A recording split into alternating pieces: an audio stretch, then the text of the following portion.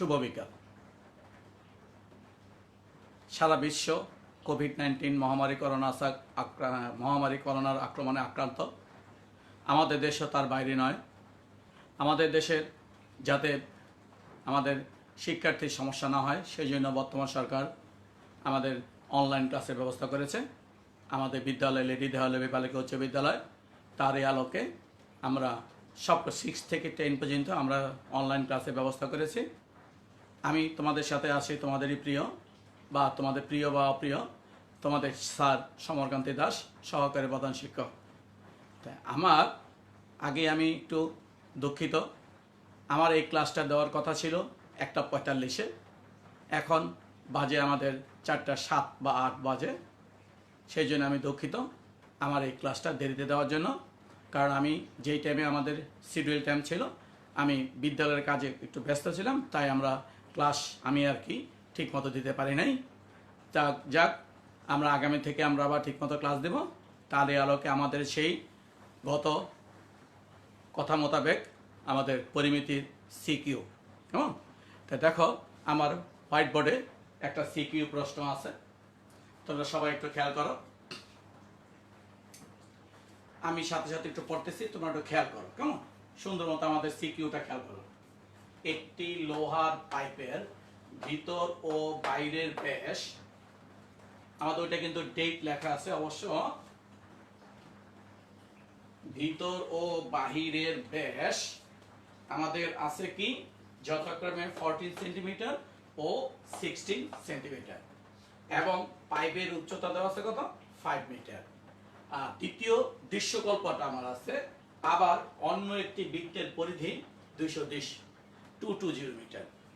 এই জায়গায় আমাদের দুইটা দৃশ্যকল্প আছে। প্রথম দৃশ্যকল্প আছে আমাদের একটা লোহার পাইপ নিয়ে, আর দ্বিতীয় দৃশ্যকল্পটা আমাদের আছে একটা বৃত্তের পরিধি নিয়ে। ক্লিয়ার? দুইটা দৃশ্যকল্প, অর্থাৎ আমাদের এই সিকিউটা উদ্দীপকটা গঠিত হয়েছে দুইটা জিনিস নিয়ে। এবার আসো ক, আমাদের কি বলছে 5 সেন্টিমিটার ধার বিশিষ্ট ঘনকের সম্পূর্ণ পৃষ্ঠের ক্ষেত্রফল নির্ণয় করো। দেখো আমরা সিকিউ প্রশ্নের নিয়ম অনুযায়ী আমরা যখন ক নাম্বার অ্যান্সারটা দেব আমাদের উদ্দীপকের দিকে না তাকালেও হবে। যদি তাকানো লাগে তো ভালো, কোনো সমস্যা নাই, কিন্তু উদ্দীপক বিহীন আমরা যদি অঙ্কটা করতে পারি আমাদের কোনো অসুবিধা নেই, কারণ আমাদের সিকিউ ধরনই এইটা। ক নাম্বার প্রশ্নটা উদ্দীপক হলে ভালো, না হলে চলবে। তাহলে দেখো প্রথম সিকিউটা কিন্তু আমাদের উদ্দীপক না হলেও চলে, আমি উদ্দীপকের দিকে না তাকাই আমি আমার অ্যান্সারটা কি করতে পারবো, দিতে পারবো। দ্বিতীয়টা দেখো বলছে 1 ঘন সেন্টিমিটার লোহার ওজন 7.2 গ্রাম হলে পাইপের লোহার ওজন নির্ণয় করো। এটা কিন্তু আমাদের দেখো পুরো বইয়ের মতো এরকম একটা অঙ্ক আমাদের আছে। তৃতীয়টা বলছে উদ্দীপকের আলোকে বৃত্তে অন্তর্লিখিত বর্গক্ষেত্রের ক্ষেত্রফল নির্ণয় করো। অর্থাৎ দ্বিতীয় যে দৃশ্যকল্পটা আছে এই দৃশ্যকল্পটার আলোকে আমাকে এটা বলছে কি বৃত্তে অন্তর্লিখিত বর্গক্ষেত্রের ক্ষেত্রফল নির্ণয় করো। তাহলে আসো আমরা সেই গল্পে আমরা আরম্ভ করি। আমাদের দেখো এই অঙ্কটা আমাদের টেস্ট পেপারে আছে মানিকগঞ্জের সরকারি উচ্চ বিদ্যালয় মানিকগঞ্জের, যে তাদের টেস্টের যে প্রশ্নটা সেই প্রশ্নটার আলোকে আমি তোমাদেরকে এখন সেই সৃজনশীলটা করাচ্ছি। আমাদের প্রথমে বলছে 5 সেন্টিমিটার ধার বিশিষ্ট ঘনকের সম্পূর্ণ পৃষ্ঠের ক্ষেত্রফল নির্ণয় করা। তাহলে এটা কিন্তু ঘনবস্তু না, এটা বলছে কি আমার ঘনক। তাহলে ঘনক বলে তার কি তিনটা যে ধার আছে অর্থাৎ দৈর্ঘ্য প্রস্থ উচ্চতা এই তিনটা আমাদের কি সমান। তাহলে আসো আমরা আরম্ভ করি।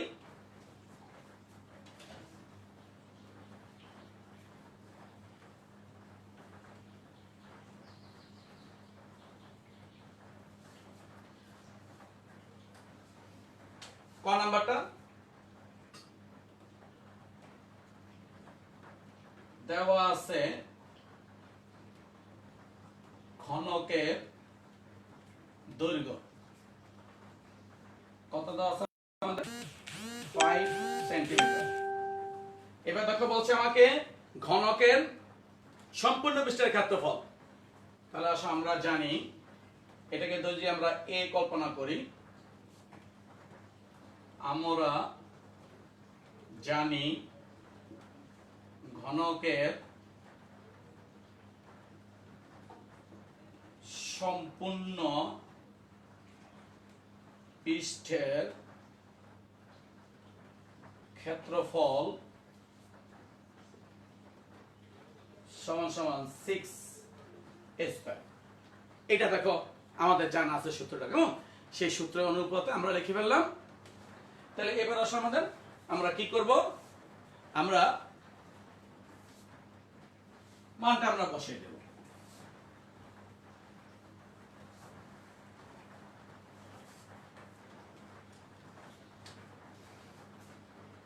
সিক্স ইন্টু 5 স্কয়ার, আর এটা আসলে আমাদের স্কয়ার সেন্টিমিটার।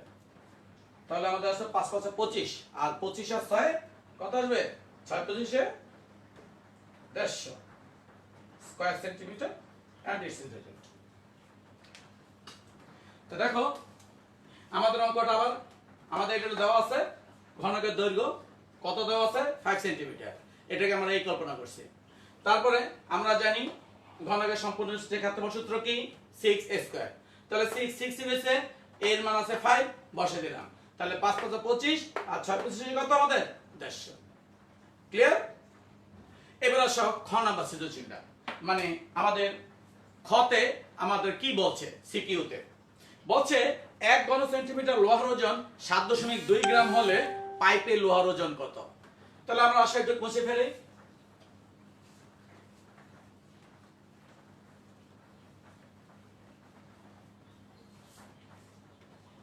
প্রথমে আসো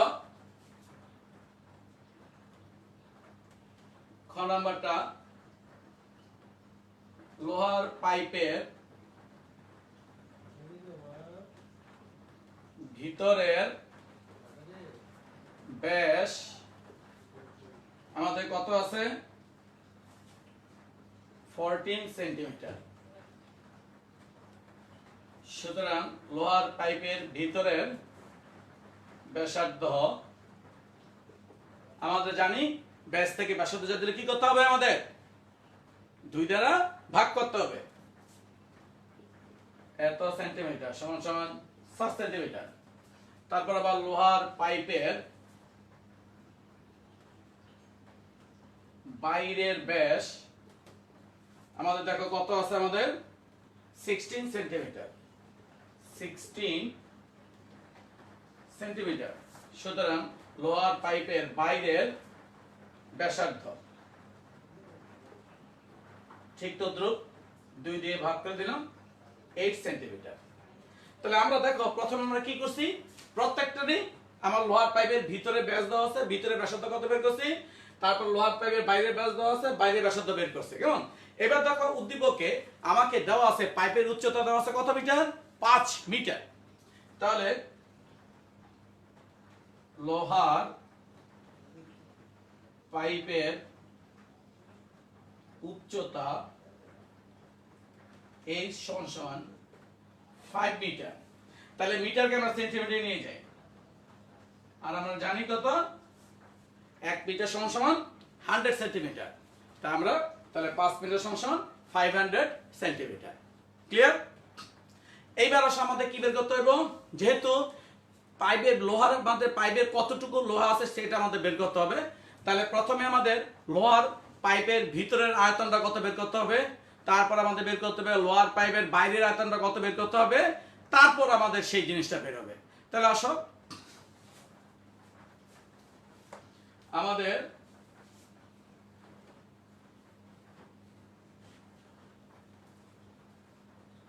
লোহার পাইপের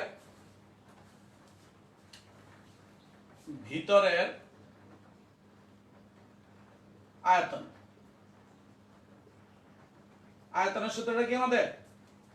পাই আর স্কয়ার এইচ। তাহলে পাই এর মান 3.1416, 3টাকে একটু সুন্দর মতো লিখি আমরা, ইনটু আর এর মান কত হয়েছে? 7 স্কয়ার, এইচ এর মান 500। দেখো এটা আমাদের আয়তন, তাহলে কি হবে?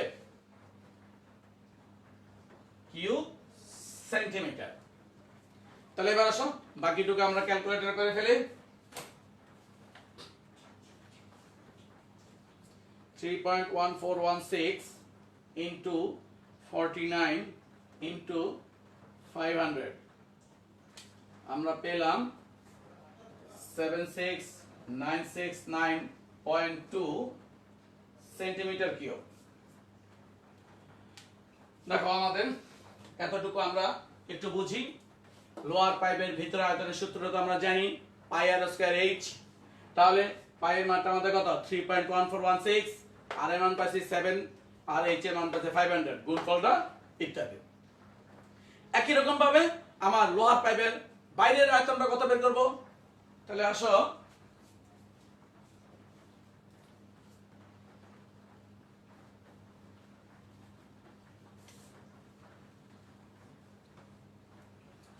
লোহার পাইপের বাইরের আয়তন সমান সমান পাই আর স্কয়ার এইচ। পাই এর মান 3.1416, আর এর মান এটা আছে কত আমাদের 8, ইনটু এইচ এর মান 500। এত আমাদের কি আসবে? ঘন কিউব সেন্টিমিটার।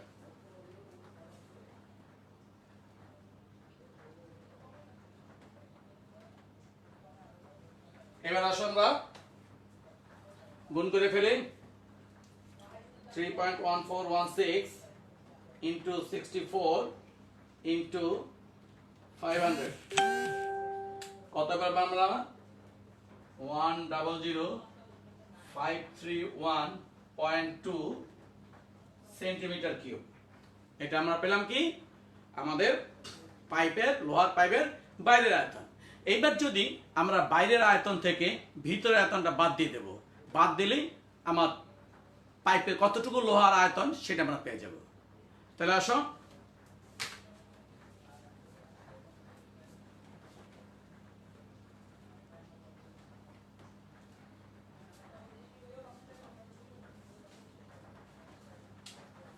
সুতরাং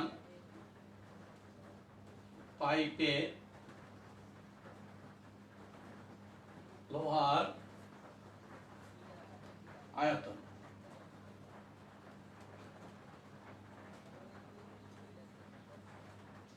(100,531.2 minus 76969.2 এত সেন্টিমিটার কিউব। তাহলে আসো বিয়োগফলটা কত হয় আমাদের?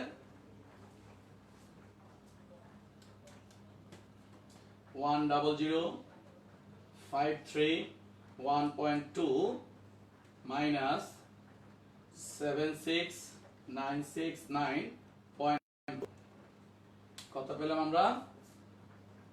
23562 সেন্টিমিটার কিউব। এটা হলো আমরা পেলাম লোহার আয়তন। এবার দেখো আমার উদ্দীপকের প্রশ্নের ভিতর তাকাই। উদ্দীপকের প্রশ্নে দেখো আমাকে বলছে 1 ঘন সেন্টিমিটার লোহার ওজন 7.2 গ্রাম হলে পাইপের লোহার ওজনটা কত বের করতে বলছে। তাহলে আসলে আমরা লিখি এত ঘন সেন্টিমিটার লোহার ওজন 7.2 গ্রাম। সুতরাং 23562 ঘন সেন্টিমিটার লোহার ওজন 7.2 ইন্টু 23562 এত গ্রাম। তাই আমাদের আসলে গুণফলটা কত হয়? 23562 ইন্টু আমাদের কত? 7.2 169646.4 এত গ্রাম। এখন দেখো এই যে গ্রামটা বেরিয়েছে না, এটা একটু বড়, তাই এটাকে আমরা কিলোগ্রামে নিয়ে যাই। আর আমরা অবশ্যই জানি 1 কিলোগ্রাম সমান কত গ্রাম আমাদের? 1000 গ্রাম। তা আমি যদি এটাকে 1000 দিয়ে ভাগ দেই তাহলে আমাদের দশমিকটা 3 ঘর এখানে আসে করবো 169.6464 কিলোগ্রাম। এটা আমাদের রেজাল্ট। ক্লিয়ার?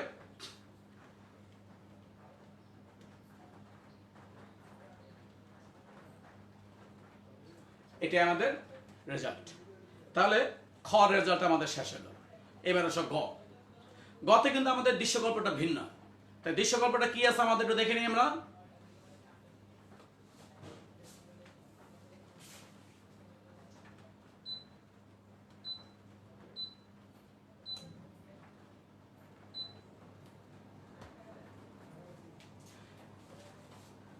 দেখো গতে আমাদের দৃশ্যকল্পটা আছে, একটি বৃত্তের পরিধি দেওয়া আছে 220 মিটার। আমাদেরকে প্রথমে বলছে উদ্দীপকের আলোকে বৃত্তে অন্তর্লিখিত বর্গক্ষেত্রের ক্ষেত্রফল নির্ণয় করতে হয়েছে এই দৃশ্যকল্পে। তাহলে আসো আমরা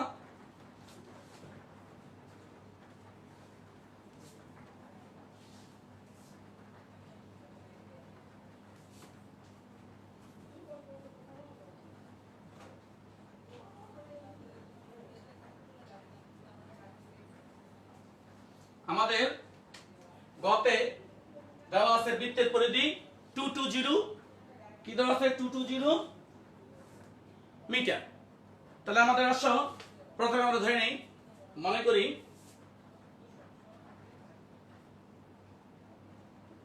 বৃত্তের ব্যাসার্ধ আর মিটার। সুতরাং বৃত্তের পরিধি আমরা অবশ্যই সূত্র জানি 2 পাই আর মিটার। তা আমরা কি করলাম, প্রথমে ধরে নিলাম বৃত্তের ব্যাসার্ধ আর মিটার, তাহলে বৃত্তের পরিধি কত 2 পাই আর মিটার।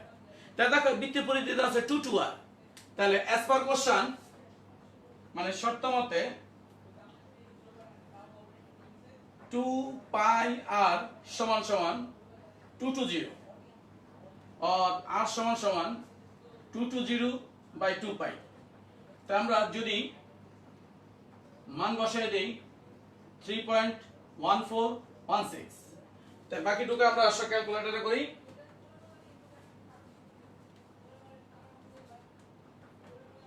টু 220 ভাগ 2 ভাগ 3.1416 and equal, তাহলে আমরা পেলাম 35.0140056। এটা আমরা কি পেলাম, আর এর মান পেলাম। এবার দেখো আমরা বৃত্তে অন্তর্লিখিত বর্গের কি বলছে ক্ষেত্রফল নির্ণয় করতে বলছে। এখন আমরা কিন্তু জানি একটা বৃত্তে অন্তর্লিখিত বর্গক্ষেত্রের কর্ণের দৈর্ঘ্য আর বৃত্তের ব্যাস আমাদের এক জিনিস, এটা আমাদের জানা আছে। অর্থাৎ বৃত্তে অন্তর্লিখিত বর্গের কর্ণের দৈর্ঘ্য যা বৃত্তটার ব্যাস তা। তাহলে আসো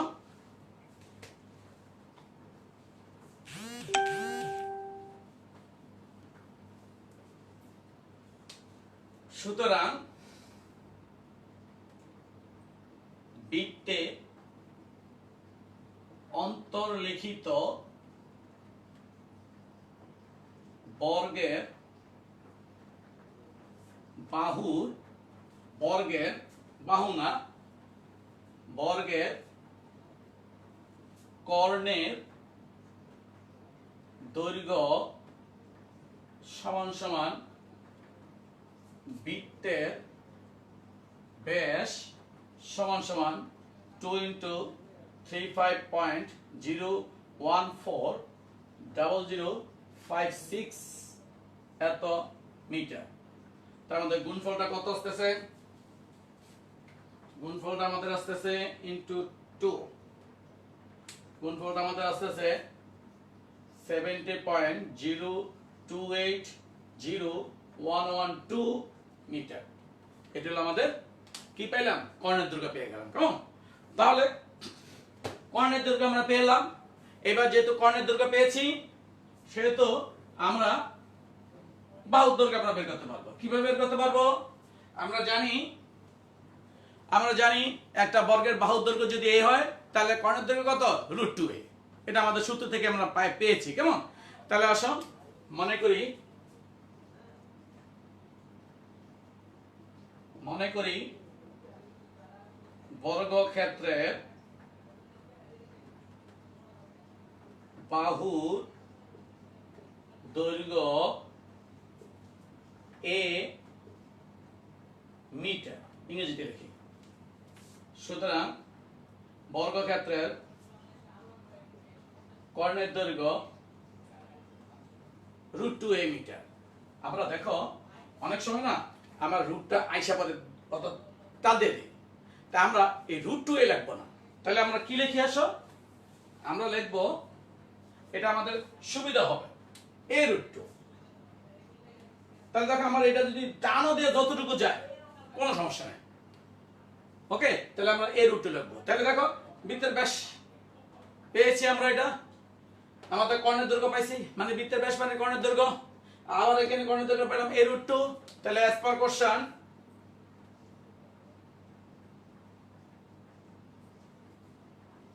a√2 সমান 70.02801112 और a সমান 70.02801112 আর হলো আমাদের √2।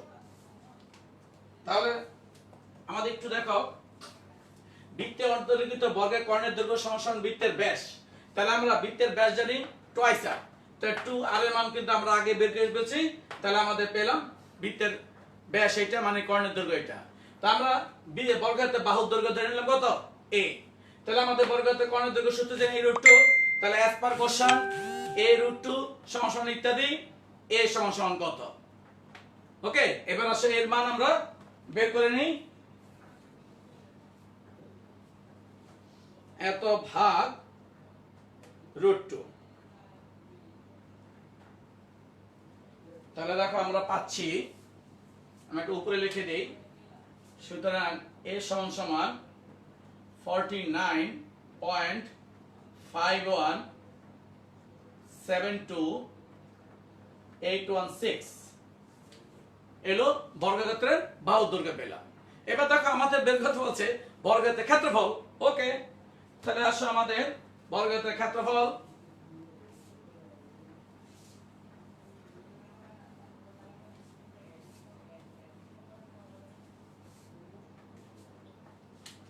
সুতরাং বর্গক্ষেত্রের ক্ষেত্রফল সমান a square.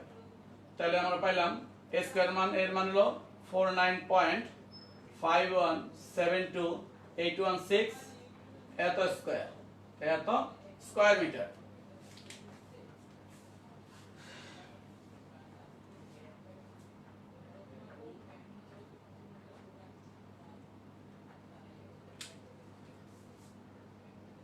Two 451.961177 square metre. আবার দেখি আমরা 49.5172.816 এত বর্গ, 2451.961177 মিটার স্কয়ার। তাহলে আমাদের এটাই আমাদের রেজাল্ট। এখন তোমরা যদি বলো যে স্যার আমরা একটু ছোট করব, তাহলে ছোট করতে পারো। আমরা পয়েন্ট আমাদের সেই দশমিকের পরে দৈর্ঘ্য রেখা বাদ দিয়ে দিবা, বাদ দিলে চলবে, কিন্তু কোনো যোগ করতে হবে না, কারণ আমাদের দরকার থার্ড ডিজিট আছে 1।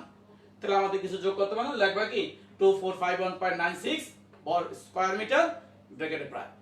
এখন তোমরা এইটাও লিখতে পারো, অথবা তোমরা এইটা লিখলেও কোনো সমস্যা হবে না, পুরোটাই আমাদের হবে। তাই আমরা তোমাদেরকে বলেছিলাম আমরা 10টা পরিমিতি সিকিউ করব। হ্যাঁ, আমরা 10টাই করব। তবে হয়েছে কি, একই জিনিস লাগাতার করতে করতে না আমাদের অনেক সময় বিতৃষ্ণা আসা পড়ে। তাই আমি আগামী ক্লাস থেকে আমরা ত্রিকোণমিতিতে চলে যাব, অর্থাৎ 9-1 এবং 9-2। তোমরা 9-1 এবং 9-2 ত্রিকোণমিতি সম্পর্কিত যে সূত্রগুলি আছে, আমরা তো অঙ্কগুলি করানো হয়েছে, সেই সূত্রগুলি তোমরা বাসায় আবার একটু রিভিশন দিয়ে রাখবা, যাতে আগামী ক্লাসে মানে রোববার দিন আমরা যখন ক্লাসে আসব তখন যেন আমাদের ক্লাসে কোনো সমস্যা না হয়। ওকে, আজকে এই পর্যন্তই। শুভ বিকাল। তোমরা ঘরে থাকবো, ঘরের বাইরে যাবা না। প্রয়োজনে যদি ঘরে বেরো যেতে হয় অবশ্যই মাস্ক পরিধান করবে, মাস্ক অবশ্যই পরিধান করবে। শুভ বিকাল।